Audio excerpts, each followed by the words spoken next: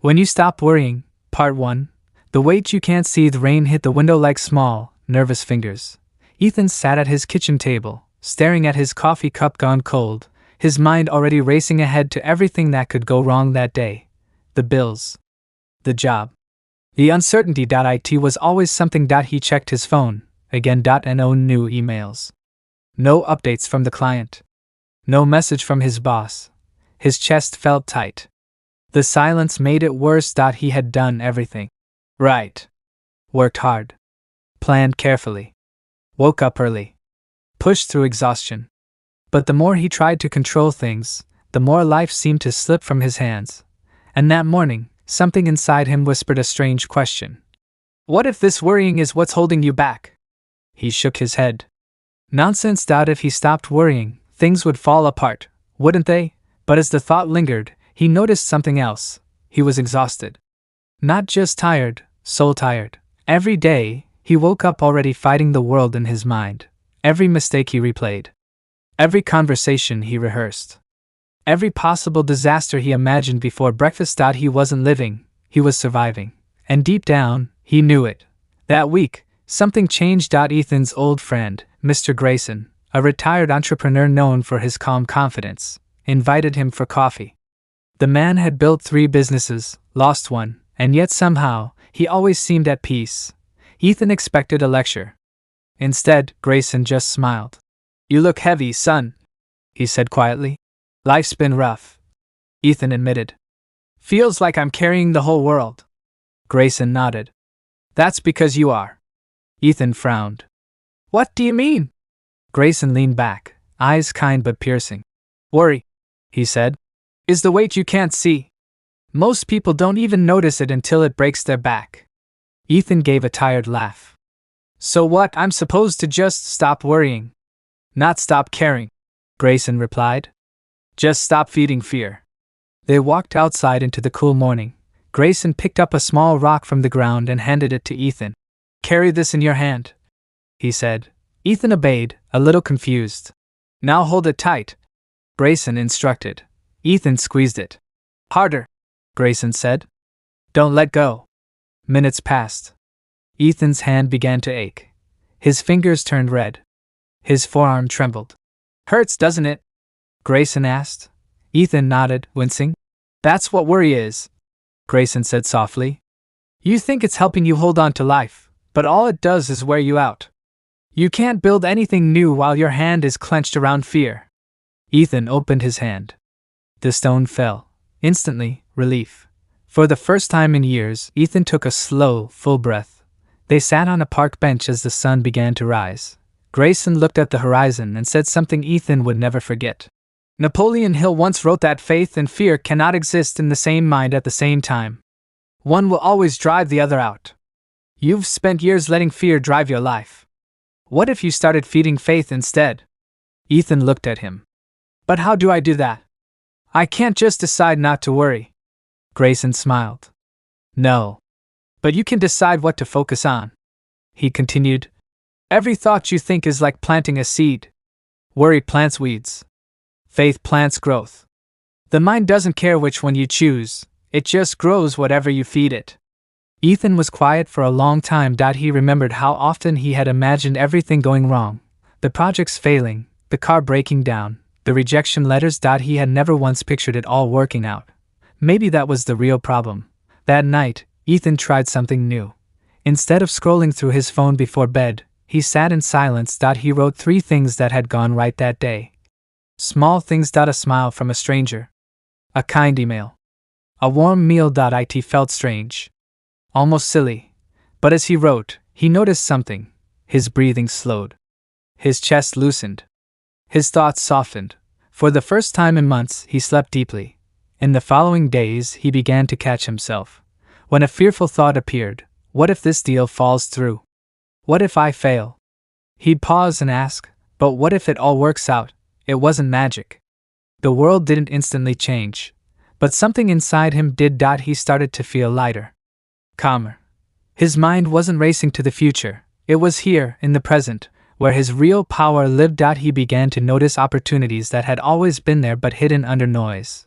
The coworker who wanted to collaborate. The idea he had been too scared to try. The peace that came from simply letting go of what he couldn't control. Weeks later, he met Grayson again. "I think I understand now," Ethan said. "Worry doesn't protect me. It just keeps me tired." Grayson smiled. "Exactly. Most people think peace means nothing's happening. But peace is strength under control. The calm mind," he said, tapping his temple, "is the sharpest blade. It cuts through fear. It sees clearly. And it acts wisely." Ethan nodded slowly. He wasn't fixed, not yet.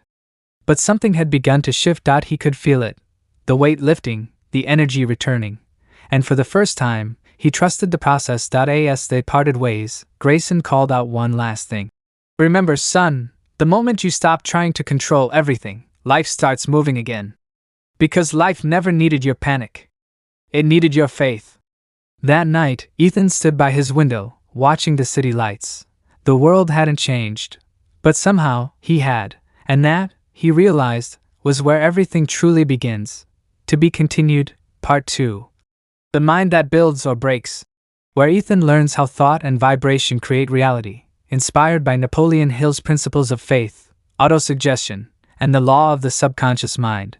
Would you like me to continue with Part 2, 1000 words, in the same inspiring story style, following Ethan's transformation using Napoleon Hill's principles? When You Stop Worrying, Part 2, The Art of Letting Go. Storm hit hard that Thursday night. Thunder rolled over the city, shaking windows, flashing light across Ethan's apartment walls. He couldn't sleep. His mind was loud again, full of questions, full of what ifs. What if the client changes their mind? What if I can't pay rent next month? What if I never get this right? He sat up in bed, running a hand through his hair. After all the progress he thought he had made, the old anxiety had crept back in. And for the first time, he noticed something deeper. Every time he tried to control life, life seemed to push back harder. The next morning, Ethan went to meet Mr. Grayson again. The old man was sitting outside a quiet diner, reading a worn-out copy of Think and Grow Rich. "You ever notice," Grayson said, without even looking up, "that the tighter you hold water in your hand, the faster it slips through your fingers?" Ethan smiled weakly. "Feels like that's my whole life right now." Grayson closed the book gently. "Then maybe," he said, "you're holding on too tightly." Ethan frowned. "But if I let go, won't I lose everything I've worked for?" Grayson chuckled. "That's what fear tells you. Fear says control is safety. But Napoleon Hill taught that faith, not control, is the real key to power. You can't build success with a clenched fist. You can only build it with an open hand." He picked up a sugar packet from the table and held it loosely. "See this?" he said. "When I hold it lightly, I can move, I can create, I can give or receive. But if I squeeze it, I can't do anything else. I lose flexibility. I lose flow." Ethan nodded, watching the old man's hands. He suddenly understood. His grip on life had become a cage. After breakfast, they walked by the river. The air was cool and clean after the rain. Ethan spoke quietly. "I've always believed I had to push harder, to make things happen." Grayson smiled. "That's what most people believe. They've been trained to chase, not attract. To force, not flow." He stopped by the railing, staring at the moving water. "Look at that river, Ethan. It never fights to move forward. It just flows, and it always finds a way around the rocks. That's what faith looks like, quiet strength, steady motion." Ethan leaned on the railing. "But how do I trust like that? How do I let go when I'm scared of losing everything?" Grayson looked at him with steady eyes. "By understanding one thing, worry blocks your connection to wisdom. You can't hear guidance when your mind is screaming. You can't receive what's meant for you when your hands are full of fear." He placed a hand over Ethan's chest.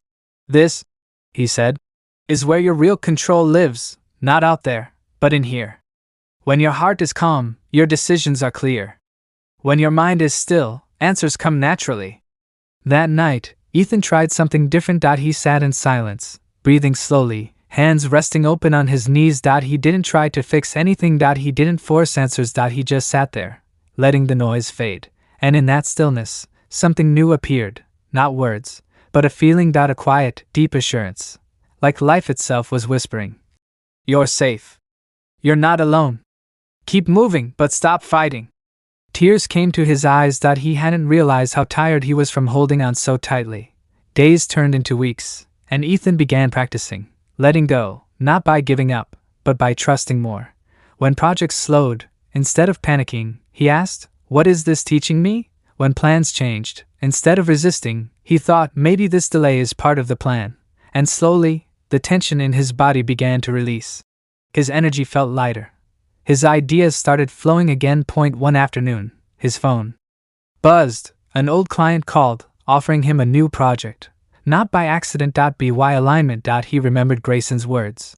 When your energy stops resisting, opportunities stop running from you. A few weeks later, Ethan joined Grayson for another walk. "I don't know what's happening," he said, smiling. "But everything feels easier. Not perfect, but lighter." Grayson laughed softly. "You've learned the secret most people never do. Worry creates resistance. Peace creates magnetism. The universe moves with rhythm and order. There's a time to plant, a time to grow, a time to wait. But worry interrupts the rhythm." He pointed to a tree near the path. "See that tree? It doesn't rush to grow leaves in winter. It trusts its season. That's how life works too." Ethan nodded. "So when I try to rush things, you disturb the flow," Grayson finished. "You end up with exhaustion instead of progress. But when you move with calm faith, life starts moving with you." That night, Ethan wrote in his journal, "When I worry, I block the very things I'm praying for. But when I trust, I attract them naturally. I don't need to chase what's meant for me. I need to align with it." It felt true in his bones. He realized peace didn't mean doing nothing. It meant doing things with faith, not fear. He remembered how Napoleon Hill once said, "Faith is the head chemist of the mind." When faith is blended with thought, the subconscious mind picks up the vibration, translates it into its spiritual equivalent, and transmits it to infinite intelligence. Maybe that was what was happening. By letting go of fear, Ethan was finally sending out a new vibration, one of calm, confidence, and trust. One evening, Grayson said something that stayed with him forever. "Ethan, the world bends to those who move with quiet confidence. Not noise, not panic, calm power. That's alignment. That's creation." Ethan smiled. "So the real work isn't about controlling life, it's about controlling the mind," Grayson said, finishing his sentence. He winked. "And a calm mind is the doorway to everything." That night, Ethan stood again by his window. The city below glowed golden under the evening sky. The same world, but he saw it differently now. He whispered, almost to himself, "I don't have to hold so tight anymore." He closed his eyes, hands open, breathing deeply. For the first time, he wasn't afraid of losing. He was ready to receive. And in that calm, he felt it. That invisible shift, that quiet rhythm of life beginning to move again. The storm had never been sent to destroy him. It had been sent to wash him clean. To be continued, Part 3. The mind that builds or breaks. Ethan learns how thoughts become things, and how mastering his inner dialogue shapes his outer world, inspired by Napoleon Hill's principle of autosuggestion and the power of belief. Would you like me to continue with Part 3, 1000 words, the next chapter where Ethan learns to reprogram his thoughts and use the law of the subconscious mind to manifest results, Hill's autosuggestion principle? When you stop worrying, Part 3, the mind that builds or breaks. Ethan sat in his small studio, the late afternoon sun slanting through the blinds, painting gold lines across the floor. The city outside buzzed with traffic and noise, but inside, it was quiet, almost too quiet. For the first time in years, he wasn't drowning in chaos. And that silence, it felt strange. He could hear his own thoughts again, and some of them weren't kind. "You're behind. You're running out of time. What if it all falls apart again?" he sighed. Peace had softened the noise outside, but not the one within. That night, he found himself back at the park with Mr. Grayson, his steady mentor with the calm eyes and timeless wisdom. "You ever notice," Ethan said, tossing a small pebble into the water, "that no matter how quiet it gets, the mind still finds a way to stir up noise?" Grayson smiled knowingly. "That's because you've spent years teaching it to panic. The mind is like a garden, it grows whatever you plant in it. You've been feeding fear for so long that now it blooms automatically." Ethan laughed lightly. "So I just stopped feeding fear, right?" "Easy." Grayson's eyes glimmered. Simple, not easy. You must learn to train your mind the way a blacksmith tempers steel, through heat, repetition, and faith. Napoleon Hill called it autosuggestion, the practice of feeding your mind with thoughts you want it to believe until it becomes reality. Later that evening, Ethan sat at his desk, notebook open. He remembered Hill's words. Whatever the mind can conceive and believe, it can achieve. Could it really be that simple? That his life was just reflecting what he believed about it. He began to write. I am calm. I am capable. I am guided. Everything is working in my favor. At first, it felt foolish. His brain fired back. That's not true. But he kept writing. Again. And again. Slowly, the words started to feel less like a lie and more like a seed. Something was taking root. Each morning, before his phone, before the world, he'd whisper affirmations like small prayers, not to force life, but to align with it. And something began to change. One afternoon, while walking through downtown, Ethan passed by a bookstore. In the window sat a small wooden sign that read, "You don't need to see the whole path. Just take the next step." He froze. It felt like the universe itself had left him a note. He smiled, shook his head, and stepped inside. The air smelled of paper and dust. Rows of books whispered with quiet wisdom. As he browsed, a small leather-bound journal caught his attention. Embossed on the cover were 3 words. Faith over fear. He bought it without thinking. That night, he filled the first page with something new, not his worries, but proof of the times life had worked out. The job he once thought he'd lost that led to something better. The relationship that ended, making room for peace. The delay that turned into opportunity. For the first time, he could see it, a pattern, a rhythm, an invisible order in everything. Grayson had been right all along. Worry had blinded him to the truth that life was never working against him, only shaping him. Weeks passed.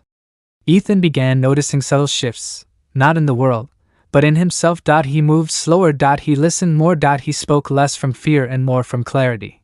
When a problem appeared, his first instinct wasn't panic anymore. It was patience. He started replacing "What if it goes wrong?" with "What if it goes right?" And the strangest thing happened. Things did start going right. One Friday morning, his biggest client called. The voice on the other end sounded nervous. "We've had some changes," they said. "Your project might be delayed a few months." A few months ago, that sentence would have crushed him.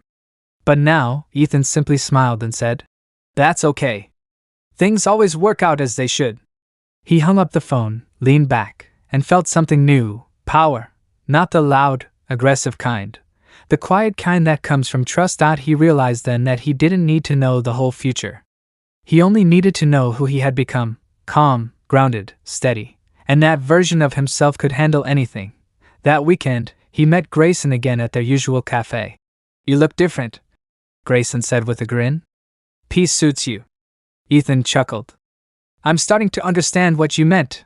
That worry doesn't protect you, it only blocks you. The moment I stopped chasing, things started finding me." Grayson nodded slowly. "That's alignment, son. The universe doesn't respond to panic, it responds to peace. Worry is resistance, faith is flow. The moment you relax, you reconnect with life's rhythm."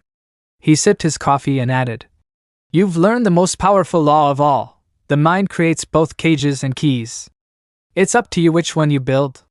Ethan leaned back, letting the words sink in. For the first time in his life, he wasn't trying to rush the next moment. He trusted this one. And that trust, that steady confidence, felt like magic. That night, he stood again by his window, city lights shimmering like stars. He realized something beautiful. Peace wasn't the reward for getting life right. It was the way to get life right. He whispered softly to himself. "I don't have to force anything anymore. I just have to stay aligned." He closed his eyes, feeling the stillness within him. The world outside hadn't changed, but his world had, and that made all the difference. To be continued. Part 4. The Power of Faith. Where Ethan faces his biggest challenge yet and learns how faith, persistence, and imagination turn invisible hope into visible success, inspired by Napoleon Hill's teachings on the laws of the subconscious and infinite intelligence. Would you like me to write Part 4, 1,000 words, next, continuing Ethan's story as he applies faith and persistence to overcome his biggest test yet? When you stop worrying, Part 4, The power of faith. The storm came quietly. Not the kind that rattled windows, but the kind that shakes your spirit. It started with an email. A message that made Ethan's stomach twist the moment he saw the subject line. Contract termination notice. He clicked it open. His biggest client, the one that kept his small marketing firm alive, had pulled out. Budget cuts. Economic shifts. We appreciate your work. The polite words blurred as he read them again and again. Just like that, half his income was gone. He leaned back in his chair, heart pounding. Old fears began to whisper like ghosts returning to a familiar home. You see? It was too good to last. You'll never make it without them. You were foolish to think peace would protect you. For a long time, he just sat there, staring at the blinking cursor on his laptop screen. Then, almost without thinking, he reached for the small leather journal on his desk, the one with Faith over Fear engraved on the cover. He flipped to the first page and read the words he'd written weeks ago. Everything is working in my favor. He whispered them aloud, though his voice trembled. Everything is working in my favor. The old version of Ethan would have panicked. He would have stayed up all night, firing off desperate emails, searching for ways to force an outcome. But now, he paused. He breathed. And then, he remembered something Mr. Grayson had once said. When your plans crumble, it's not punishment, it's positioning. Life is redirecting you, not rejecting you. So, he closed his laptop, made himself a cup of tea, and sat in silence. His heart was still uneasy, but beneath the noise, something faint and steady began to whisper, trust the process. The next morning, he met Grayson at their usual cafe. The older man looked up from his coffee, reading Ethan's face instantly. Rough day? Ethan nodded, explaining everything. Grayson listened quietly, then smiled, not with pity, but with a kind of certainty. Good, he said simply. Ethan blinked. Good? I just lost half my business. Yes, Grayson replied. That means faith has a reason to grow. You can't build strength without resistance. You wanted peace, but peace isn't the absence of storms, it's the ability to stand through them. He leaned forward. You've read Napoleon Hill, right? Then you know, faith is your greatest asset.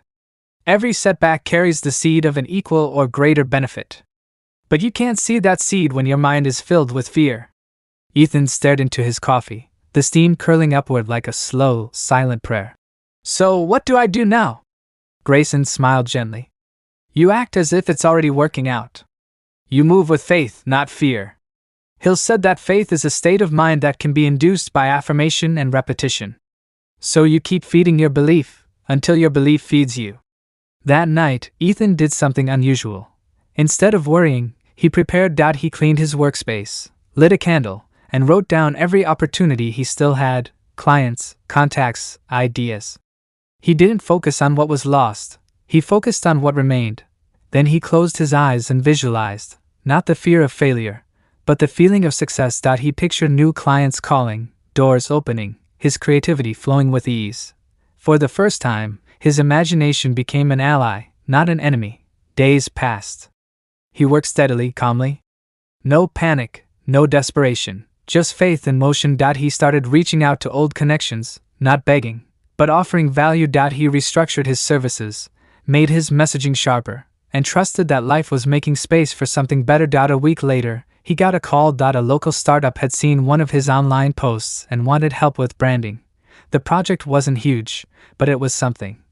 And it reignited his belief. 2 days later, another call came. Then an email. And within 3 weeks, Ethan realized he had replaced the lost income, and then some.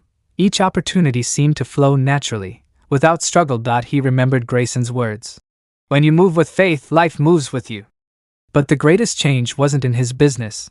It was in him. He began waking up earlier, starting each day with gratitude instead of anxiety. He spoke affirmations with conviction now, not as wishful thinking but as truth. I am guided. Everything I need is already on its way. I trust the process. And somehow, those words began to shape his days. One evening, as he walked home under the warm glow of streetlights, Ethan realized something powerful. Faith wasn't about pretending everything was perfect. It was about choosing to believe that even the imperfect parts had purpose, that every detour was a direction, that every delay was divine timing. Napoleon Hill had been right. faith wasn't mystical. It was mental discipline. It was training the mind to focus on possibility instead of panic. A month later, Ethan met Grayson again. They sat on a park bench, the air cool with the scent of autumn leaves. "You know," Ethan said with a smile, "I think I finally get it. I used to think faith meant waiting for things to work out. But now I see, it means working as if they already have." Grayson chuckled softly. "Exactly. Faith isn't passive. It's power in motion.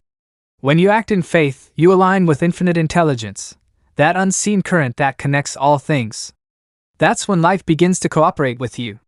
Ethan looked out over the lake, sunlight shimmering across the surface. "It's funny," he said. "Losing that contract felt like the end. But now, it feels like it saved me." Grayson nodded. "That's how faith works. It doesn't remove the storm, it reveals the strength you already had to endure it." That night, back home, Ethan stood by the window. The city lights flickered like fireflies below. He whispered into the quiet. "Thank you." Not for what he lost, but for what he found, himself. He no longer needed guarantees to move forward. His peace didn't depend on circumstances anymore. It came from within. And with that, he felt something deeper than relief. He felt power. A calm, unshakable power that no storm could touch. Because he finally understood, worry waits for proof. Faith moves before it. And that single shift changes everything. To be continued, Part 5. The invisible law of persistence.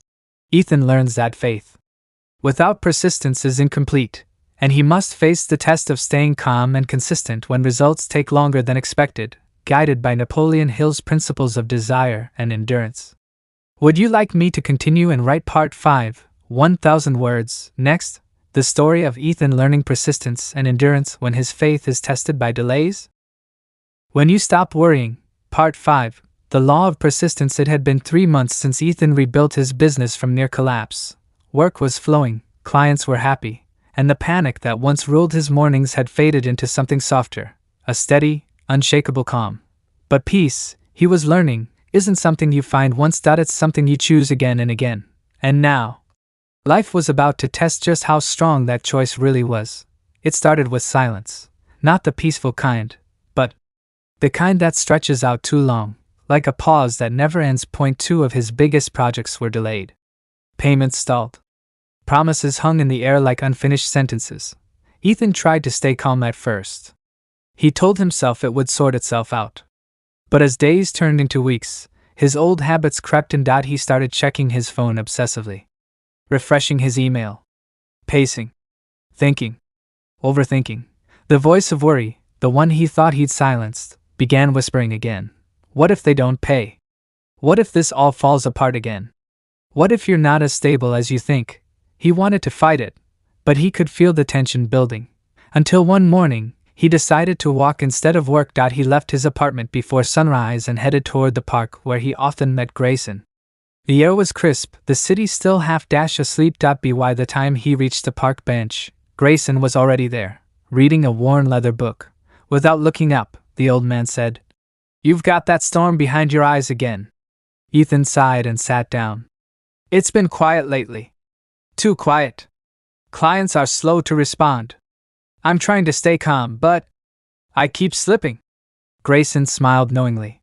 "You're learning the hardest lesson of all." Ethan frowned. "Which is?" "The law of persistence," Grayson said, closing his book. "Faith gets you started. Persistence keeps you moving when faith feels tired." He tapped the cover of the book in his hand. Ethan noticed the title, Think and Grow Rich. "I've read that," Ethan said. "Then you know what Hill said about persistence," Grayson replied. "It's the power that transforms faith into reality. Most people quit when results take too long. They think silence means failure. But silence is where faith grows roots." Ethan looked down at his hands. "So, I'm supposed to just keep going? Even when nothing's happening?" Grayson chuckled. "Especially then. That's when you're being tested. You see, persistence isn't just stubbornness, it's emotional control. It's refusing to let worry hijack your purpose." He leaned forward, eyes bright.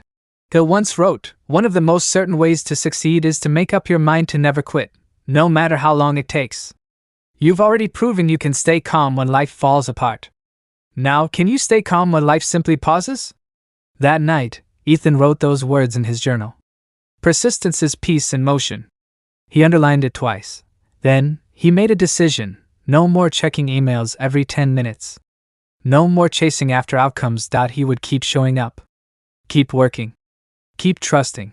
The next morning, he woke early, made his coffee, and dove into his projects, not for validation, but for growth. He redesigned his website. Rewrote his client proposals. Studied marketing psychology. Each small task became a statement. I'm not waiting. I'm preparing. And something shifted again. He began to feel powerful, even without proof. He realized that persistence wasn't about doing more. It was about believing longer. A week later, Grayson invited him to a small seminar he was hosting for young entrepreneurs. Ethan went, mostly to listen. Grayson stood at the front of the room, speaking to a group of about 20 people. His voice was calm but commanding. Most people quit when success is around the corner, he said. They dig for gold, hit a rock, and walk away, not knowing that the vein of gold was just 3 feet deeper. Napoleon Hill called that the tragedy of impatience. You must learn to keep digging, even when the world goes quiet. He paused, scanning the room. Remember, results often come after your faith feels tested, not before. You don't water a seed once and expect a forest. You water it daily, through silence, doubt, and delay. Ethan felt those words hit deep. He could almost see himself as that miner Hill once described, standing in a dark tunnel, pickaxe in hand, unaware of how close he was to breaking through. The following days tested him again. His delayed payments still hadn't arrived. A smaller client even backed out. But this time, instead of reacting, Ethan smiled. He told himself, this is the test. Stay calm. Stay steady. He returned to work with quiet confidence. He used his free time to refine his craft and reach out to potential clients, not from fear, but from focus.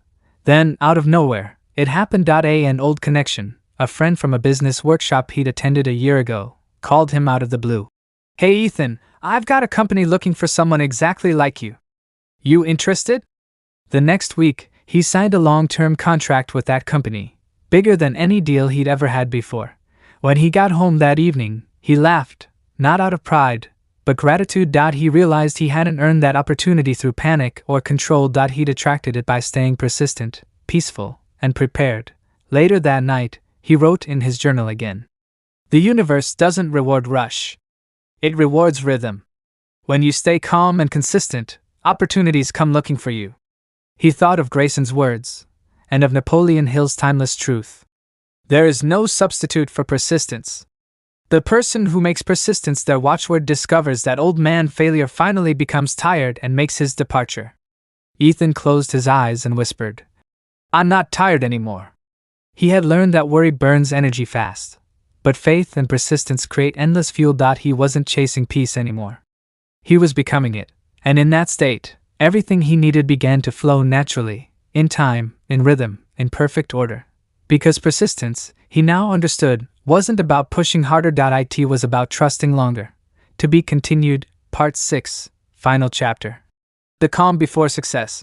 Ethan faces one final challenge that proves the ultimate truth of Napoleon Hill's philosophy, that when you stop worrying, align your mind with faith, and persist with purpose, success becomes inevitable. Would you like me to continue and write Part 6, Final Part, 1000 words, Ethan's final transformation and message to the reader in a Napoleon Hill-inspired ending with a call to action? When you stop worrying, Part 6. The calm before success. The morning air was quiet, almost too quiet. Ethan stood by his window, watching sunlight creep through the blinds. The city below was alive as ever, people rushing, cars honking, the rhythm of ambition everywhere. He smiled softly. For the first time in years, he didn't feel the rush. His business had stabilized. Clients respected him. His finances were finally steady. But more than that, his mind was steady. He no longer woke up in panic. He no longer checked his phone before he breathed. He had learned something priceless. Peace wasn't a reward for success. It was the foundation of it. And yet, life wasn't done teaching him. That week, an unexpected problem hit, one big enough to test everything he had learned. A key client suddenly cancelled their contract. It wasn't his fault. Their company had been acquired, and all independent contracts were cut off. It meant a huge drop in income overnight. The old Ethan would have panicked. He would have jumped online, emailing everyone, fearing he'd go broke again. But this Ethan, the calm one, simply sat down, took a deep breath, and whispered to himself, "All right, universe. Let's see what this is trying to teach me." He closed his eyes and listened to the silence. No anger. No fear. Just stillness. That afternoon, he met Grayson at their usual park bench. The old man smiled before Ethan even spoke. "You've got the look of a man being tested again." Ethan nodded. "Lost a big client today." Grayson chuckled. "And yet you're not storming around like before." "I guess I've finally learned," Ethan said. "Worry never solved anything. It only blurred my vision." Grayson tapped his cane on the ground. "Exactly. You've reached what Napoleon Hill called emotional mastery. You no longer let outer events control your inner state. That's when real success begins." He leaned closer. "You see, most people think success is about what they do. But it's really about who they become while they wait. Calm is power, son.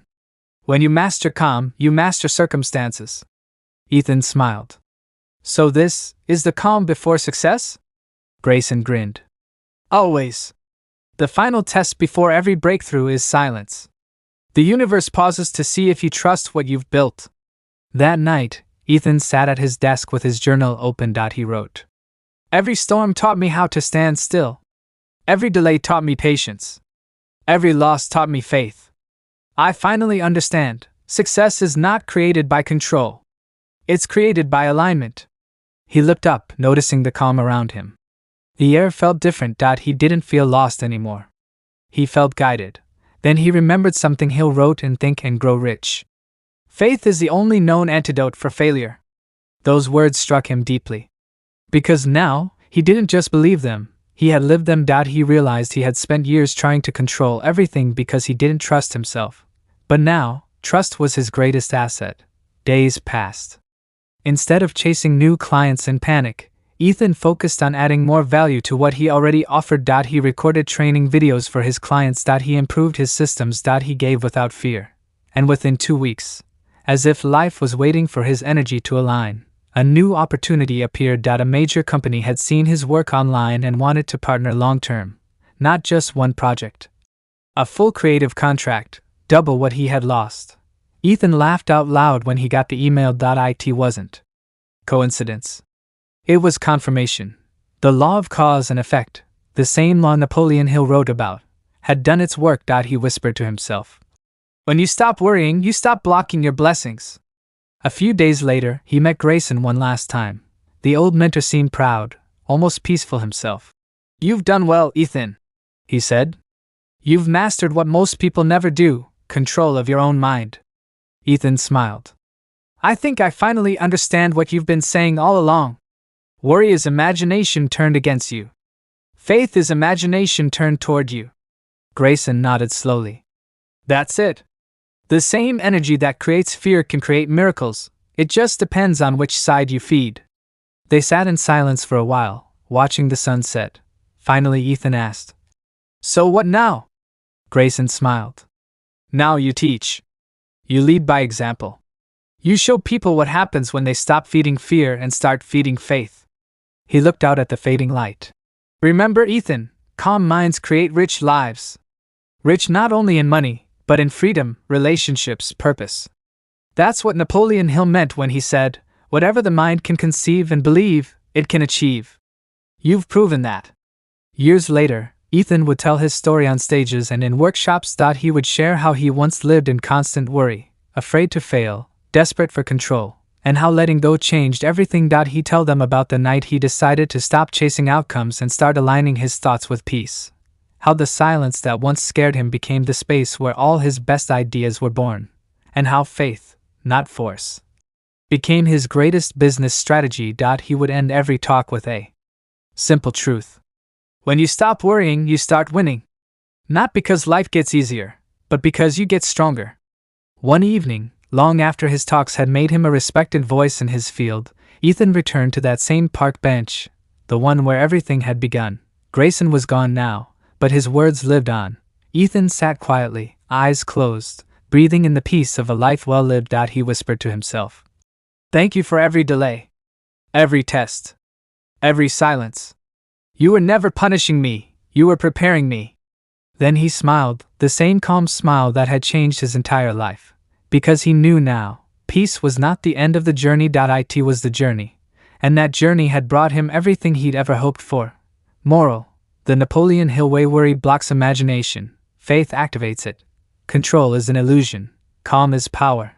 The universe rewards those who persist without panic. Success flows not from force, but from emotional mastery. When you stop worrying, you don't lose control, you regain it. Call to action for your readers/viewers. If this story touched you, remember, your peace is your power. Stop feeding fear. Start feeding faith. Trust your timing. Trust your journey. And most of all, keep your mind calm, your purpose clear, and your persistence alive. Backhand index pointing right. Like, share, and subscribe for more stories inspired by Napoleon Hill's wisdom. Comment: I choose peace if you're ready to stop worrying and start winning.